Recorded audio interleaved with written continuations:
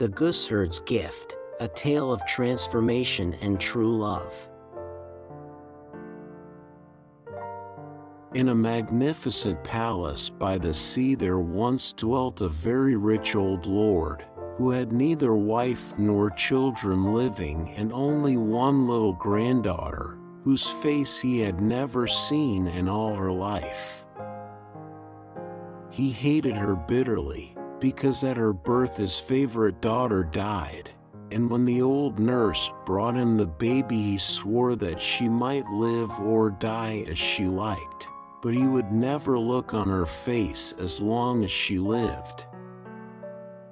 So he turned his back, and sat by his window looking out over the sea, and weeping great tears for his lost daughter, till his white hair and beard grew down over his shoulders and twined round his chair and crept into the chinks of the floor, and his tears, dropping onto the window ledge, wore a channel through the stone, and ran away in a little river to the great sea. Meanwhile, his granddaughter grew up with no one to care for her or clothe her. Only the old nurse, when no one was by, would sometimes give her a dish of scraps from the kitchen, or a torn petticoat from the rag bag, while the other servants of the palace would drive her from the house with blows and mocking words, calling her tattercoats and pointing to her bare feet and shoulders, till she ran away, crying, to hide among the bushes. So she grew up, with little to eat or to wear, spending her days out of doors, her only companion a gooseherd, who fed his flock of geese on the common. And this gooseherd was a merry little chap, and when she was hungry, or cold, or tired, he would play to her so gaily on his little pipe that she forgot all her troubles, and would fall to dancing with his flock of noisy geese for partners. Now one day people told each other that the king was traveling through the land, and was to give a great ball to all the lords and ladies of the country and the town nearby, and that the prince, his only son, was to choose a wife from amongst the maidens in the company. In due time one of the royal invitations to the ball was brought to the palace by the sea, and the servants carried it up to the old lord, who still sat by his window, wrapped in his long white hair and weeping into the little river that was fed by his tears. But when he heard the king's command, he dried his eyes and bade them bring shears to cut him loose, for his hair had bound him a prisoner, and he could not move. And then he sent for rich clothes and jewels, which he put on, and he ordered the servants to saddle the white horse with gold and silk, that he might ride to meet the king. But he quite forgot he had a granddaughter to take to the ball. Meanwhile Tattercoats sat by the kitchen door weeping, because she could not go to see the grand doings. And when the old nurse heard her crying she went to the lord of the palace, and begged him to take his granddaughter with him to the king's ball. But he only frowned and told her to be silent, while the servants laughed and said, "Tattercoats is happy in her rags, playing with the gooseherd. Let her be, it is all she is fit for." A second, and then a third time, the old nurse begged him to let the girl go with him, but she was answered only by black looks and fierce words, till she was driven from the room by the jeering servants, with blows and mocking words. Weeping over her ill success, the old nurse went to look for Tattercoats, but the girl had been turned from the door by the cook and had run away to tell her friend the gooseherd how unhappy she was because she could not go to the king's ball. Now when the gooseherd had listened to her story, he bade her cheer up and proposed that they should go together into the town to see the king and all the fine things. And when she looked sorrowfully down at her rags and bare feet, he played a note or two upon his pipe, so gay and merry that she forgot all about her tears and her troubles. And before she well knew, the gooseherd had taken her by the hand, and she and he, and the geese before them, were dancing down the road towards town. Before they had gone very far, a handsome young man, splendidly dressed, rode up and stopped to ask the way to the castle where the king was staying. And when he found that they too were going, he got off his horse and walked beside them along the road. "You seem merry folk," he said, "and will be good company." "Good company, indeed," said the gooseherd, and played a new tune that was not a dance. It was a curious tune, and it made the strange young man stare and stare and stare at Tattercoats till he couldn't see her rags, till he couldn't, to tell the truth, see anything but her beautiful face. Then he said, "You are the most beautiful maiden in the world. Will you marry me?" Then the gooseherd smiled to himself and played sweeter than ever. But Tattercoats laughed. "Not I," said she. "You would be finely put to shame, and so would I be, if you took a goose girl for your wife. Go and ask one of the great ladies you will see tonight at the king's ball, and do not flout poor Tattercoats." But the more she refused him, the sweeter the pipe played, and the deeper the young man fell in love, till at last he begged her to come that night at 12 to the king's ball, just as she was, with the gooseherd and his geese, in her torn petticoat and bare feet, and see if he wouldn't dance with her before the king and the lords and ladies, and present her to them all as his dear and honored bride. Now at first Tattercoats said she would not, but the gooseherd said, "Take fortune when it comes, little one." So when night came, and the hall in the castle was full of light and music, and the lords and ladies were dancing before the king, just as the clock struck 12, Tattercoats and the gooseherd, followed by his flock of noisy geese, hissing and swaying their heads, entered at the great doors, and walked straight up the ballroom, while on either side the ladies whispered, the lords laughed, and the king seated at the far end stared in amazement. But as they came in front of the throne, Tattercoats' lover rose from beside the king, and came to meet her. Taking her by the hand, he kissed her thrice before them all, and turned to the king. "Father," he said, for it was the prince himself, "I have made my choice, and here's my bride, the loveliest girl in all the land, and the sweetest as well." Before he had finished speaking, the gooseherd had put his pipe to his lips and played a few notes that sounded like a bird singing far off in the woods, and as he played, Tattercoats' rags were changed to shining robes sewn with glittering jewels, a golden crown lay upon her hair, and the flock of geese behind her became a crowd of dainty pages, bearing her long train. And as the king rose to greet her as his daughter, the trumpets sounded loudly in honor of the new princess, and the people outside in the street said to each other, "Ah, now the prince has chosen for his wife the loveliest girl in all the land." But the gooseherd was never seen again, and no one knew what became of him, while the old lord went home once more to his palace by the sea, for he could not stay at court when he had sworn never to look on his granddaughter's face. So there he still sits by his window, if you could only see him, weeping more bitterly than ever.